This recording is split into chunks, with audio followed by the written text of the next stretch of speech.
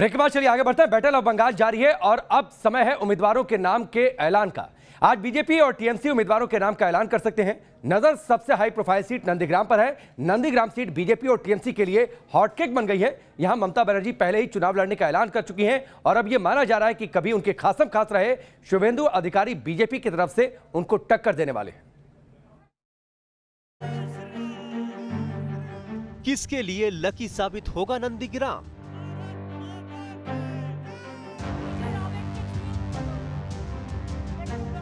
ममता का चलेगा जादू या बीजेपी मारेगी मैदान? कभी ममता दीदी के सबसे खासम खास शुभेंदु अधिकारी ने बीजेपी से नाता जोड़ा तो ममता बनर्जी खुद शुभेंदु के गढ़ नंदीग्राम में उनको चुनौती देने आ गई। ममता ने इस बार विधानसभा जाने के लिए नंदीग्राम की राह चुनी है। चुनाव का घमासान शुरू होने से पहले ही वो नंदीग्राम को अपने लिए लकी बता चुकी हैं। हमसे चुनाव लड़ूंगी, ये मेरे लिए लकी है।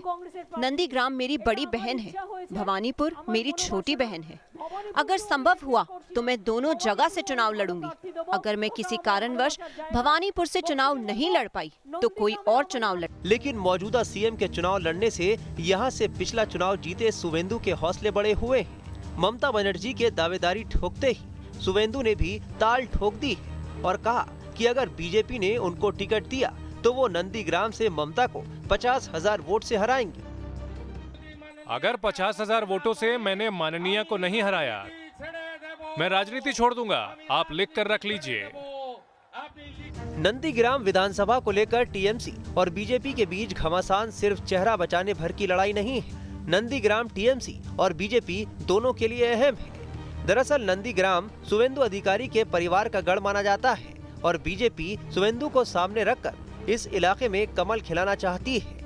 लेकिन ममता बनर्जी के लिए भी नंदीग्राम काफी मायने रखता है। उन्होंने कई बार नंदीग्राम से ही चुनाव अभियान की शुरुआत की है। 2000 के दशक में नंदीग्राम में भूमि अधिग्रहण के खिलाफ चले आंदोलन के चलते ही ममता बनर्जी ने करीब 35 साल पुरानी लेफ्ट सरकार को उखाड़ फेंका और साल 2011 में वो बंगाल की सत्ता में आई। अगर नंदीग्राम के सियासी समीकरणों को देखें तो कुल करीब 3 लाख वोटर हैं, जिनमें से करीब 96% वोटर ग्रामीण हैं। कुल वोटरों में से करीब 2 लाख हिंदू वोटर हैं, जबकि 70,000 मुस्लिम मतदाता हैं। शुभेंदु की यहां के बहुसंख्यक वोटों पर निगाह है और उन्होंने अपनी चुनावी रणनीति भी तैयार कर ली है। वो भाजपा का डिसीजन लेने दीजिए, इतना जल्दीबाजी का कोई सवाल नहीं।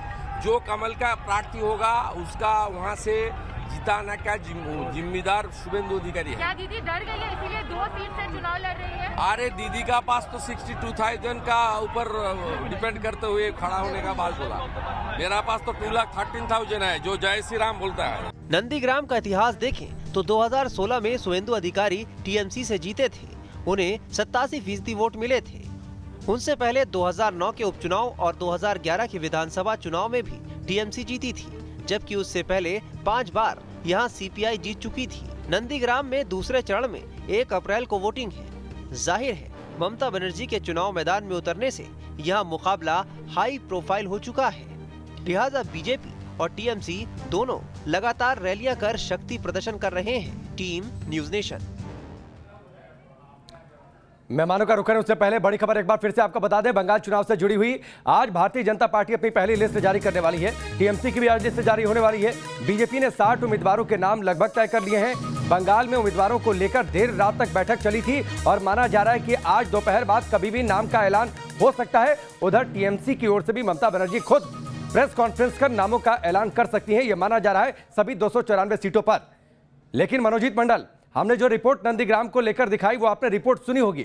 अब ये मत कहिएगा कि शुभेंदु अधिकारी की भी कोई राजनीतिक हैसियत नहीं इस हिसाब से कि वो ममता बनर्जी को टक्कर दे सके। मैंने ऐसा नहीं कहा। ममता बनर्जी के कंपैरिजन में वो कोई नहीं है, ये भी हम कह रहे हैं। आप बात हो रहे थे रविश बनर्जी के, जिसको हम रविश क्योंकि उनके पास अभी 500 भी लोग नहीं होते, इसलिए आप रैलियां देख लीजिए। जिस तरह से वो बैलून को लेके गया था राजू बनर्जी, चार्टर फ्लाइट देके, आप देख लीजिए ना, खुद के कॉन्स्टिट्यूएंसी में घुस नहीं पा रहे हैं लोग, किस तरह से गालियां दे रही है। और कोई टीएमसी नहीं है, वो जो साधारण जो आम आदमी है वो गालियां दे रहे हैं। खुद को इतना बड़ा समझते हैं भाई साहब। देखिए नंदीग्राम में ये जो सबसे बड़ा जो गद्दार इस टीएमसी पार्टी से चले गए, उनको एक सबक सिखाना है। इसीलिए ममता दी खुद ब खुद ये चैलेंज ली है और ये साहब को अपनी जिंदगी का सबसे बड़ा सबक नंदीग्राम से ही उनको मिल जाएगी। इसीलिए मनोजीत मंडल, आप जिस पार्टी का समर्थन करते हैं, जिस पार्टी की पैरवीदारी कर रहे हैं, उस पार्टी की सरकार के मंत्री और पार्टी के लोग ये कहते हैं कि जो लोग टीएमसी छोड़कर गए उनको चुनाव बाद देख लेंगे। देख लेने का मतलब क्या है, जरा बताइए बंगाल की भाषा में। लेसन मिल जाएगी। हाँ बोलिए। आपने जिस बात कही, आप कह रहे हैं ना गद्दारों को सबक सिखाना है। एक मिनट नवीन जी, मैं आता हूं आपके पास, एक मिनट नवीन जी, मैं आता हूं। आप कह रहे हैं ना कि गद्दारों को सबक सिखाना है, जो लोग टीएमसी छोड़कर गए वो गद्दार हैं। आपकी पार्टी के बड़े बड़े नेता कह रहे हैं पार्टी चुनाव बाद देख लेंगे, चुनाव बाद दिखा देंगे। देख लेने का मतलब क्या होता है बंगाल की भाषा में? हमारे यहाँ तो कुछ और होता है। कौन देख लेंगे, कौन देख लेंगे कह रहे हैं भाई? इस देश में अभी आईन है, इस देश में अभी रूल ऑफ लॉ है। कौन कह रहा है कि देख लेंगे? आपके नेता चुनावी रैलियों से, मंच से कह रहे हैं। मनोजीत मंडल, फिर आप अपनी पार्टी को ठीक से फॉलो नहीं करते हैं। अरे आप ये सब जो शुभेंदु अधिकारी के बात आप करते हो ना, इलेक्शन के बाद भाग के आ जाएंगे फिर टीएमसी में। आप देख लीजिए, इलेक्शन के बाद ये सब भाग के आ जाएंगे, आप देख लीजिए। ठीक, नवीन जी देखिए, शुभेंदु अधिकारी चुनाव बाद जा रहे हैं फिर से टीएमसी में। नवीन जी, शुभेंदु अधिकारी चुनाव बाद टीएमसी में। मैं अभी चुनाव तक जो उम्मीदवार टीएमसी डिक्लेयर कर रही है उसको उन्हीं को बचा के रखे, ये गनीमत है। दूसरी बात मैं ये कह रहा हूँ कि अभी इन्होंने कहा कि हम देख लेंगे, अपने एरिया में नहीं घुस पाएंगे। अरे यही गुंडागर्दी तो ख़त्म करने के लिए हम आ रहे हैं। आपने गुंडागर्दी मचा दी है, हिंसा मचा दी है। आम आदमी रह नहीं सकता। पॉलिटिकल कार्यकर्ता, कोई भी पॉलिटिकल वर्कर, उसका मर्डर कर डालते हो आप। तो जो आपकी सरकार में मंत्री भी रहे कि जिनके साथ आपने कभी रोटी भी खाई होगी, जिनके साथ बैठ करके कभी आपने उनका दाना एक दूसरे ने खाया होगा, उनका भी विरोध करते हो, उनको भी कहते हो देख लेंगे, उनको भी कहते हो इलाके में घुसेंगे तो मार डालेंगे। ये क्या, कहाँ की राजनीति है? इसी को तो खत्म करना है। हिंसक प्रवृत्ति को बदलने के लिए, भ्रष्टाचार को मिटाने के लिए, गुंडागर्दी को खत्म करने के लिए टीएमसी हो, कम्युनिस्ट पार्टी हो, कांग्रेस हो, उसको पश्चिम बंगाल में कोई आवश्यकता नहीं है। आज ये जिस प्रकार से बौखलाहट में हिंसा करा रहे हैं, कार्यकर्ताओं को मरवा रहे, गाड़ियों पे पत्थर फेंकवा रहे, राष्ट्रीय अध्यक्ष के ऊपर उन्होंने हमला कर डाला भाजपा के जेपी नड्डा जी के, तो ये क्या समझते हैं इसी से चुनाव जीतेंगे? योगी आदित्यनाथ जी का हेलीकॉप्टर नहीं उतरने देंगे तो क्या चुनाव जीत जाएंगे क्या? ठीक, अरे दिल में बसने वाले लोग हैं। मैं थोड़ा सा लाता हूं, नरेंद्र मोदी हो, ठीक है, मनोजीत मंडल को मैं लाता हूं। मनोजीत मंडल, आप पूछ रहे थे ना, सुनिए, मैं थोड़ा सा क्रॉस चेक करने लगा था। एक मिनट नवीन जी, एक मिनट। और यही लोग वो हैं जो इस प्रदेश को बचा सकते हैं। ठीक है, मैं थोड़ा सा क्रॉस चेक करने लगा था। आपके पार्टी के विधायक हैं हमीदुल रहमान, चुनावी रैली में साफ कहते हुए सुने गए हैं जिन्होंने टीएमसी छोड़ी है चुनाव बाद उन्हें देख लेंगे। आप जाकर उनका भाषण सुन लीजिएगा दोबारा। अब बताइए देख लेने की बातचीत क्या होती है। हमने नहीं सुना और पार्टी का पार्टी। अरे तो सुनिए, आप सुनिए, टीएमसी को चाहिए कि एक सिस्टम बनाए।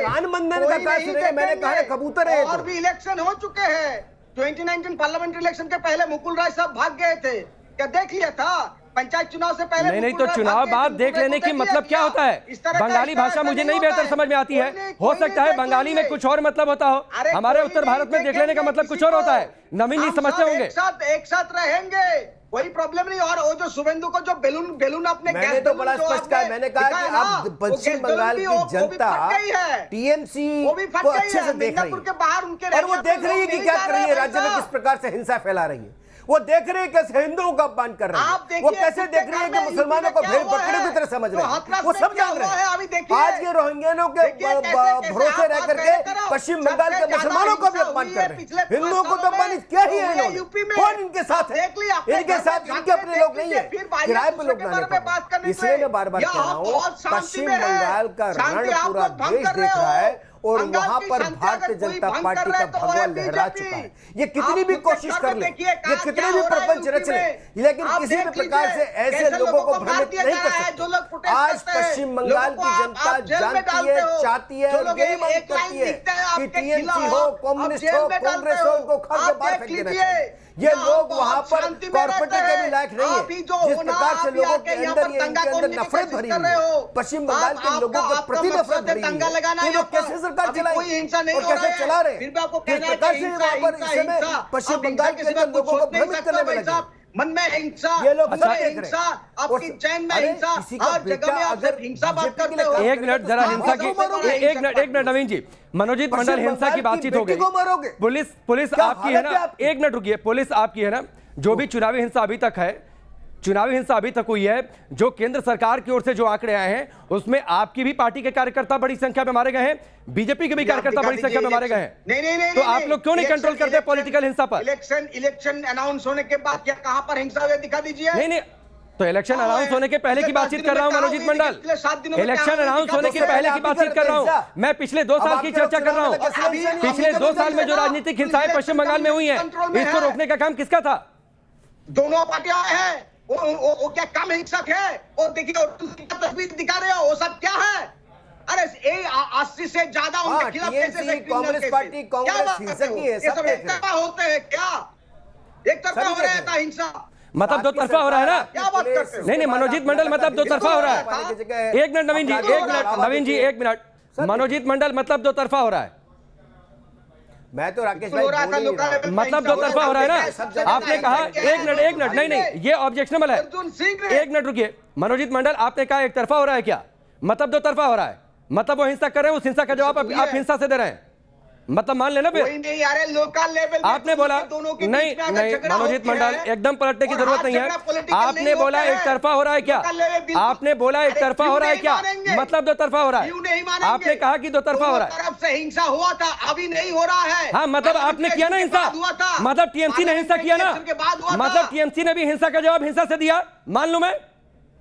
टीएमसी ने भी हिंसा का जवाब हिंसा से दिया। पर कोई मारे आप क्या छोड़ देंगे? आपका गांधी जी ठीक है, वो बम फेंकेंगे, आप बम फेंकिएगा, मान लिया टीएमसी ने भी हिंसा का जवाब हिंसा से दिया है, आप लोगों ने भी हिंसा की है। आप दोबारा कम से कम किसी चैनल पर यह मत कहिएगा कि हम तो कुछ नहीं कर रहे थे, था बीजेपी वालों ने आकर हिंसा फैला दी, ये दोबारा मत कहिएगा। अपनी पार्टी के सभी कैडर और सभी नेताओं से कह दीजिए, सबसे ज्यादा आपने ये स्वीकार किया है। नहीं मनोजीत मंडल, आपने ये स्वीकार किया है कि टीएमसी ने हिंसा फैलाई है, जवाबी तौर पर ही सही, लेकिन टीएमसी ने भी हिंसा की है, आपने ये स्वीकार कर लिया।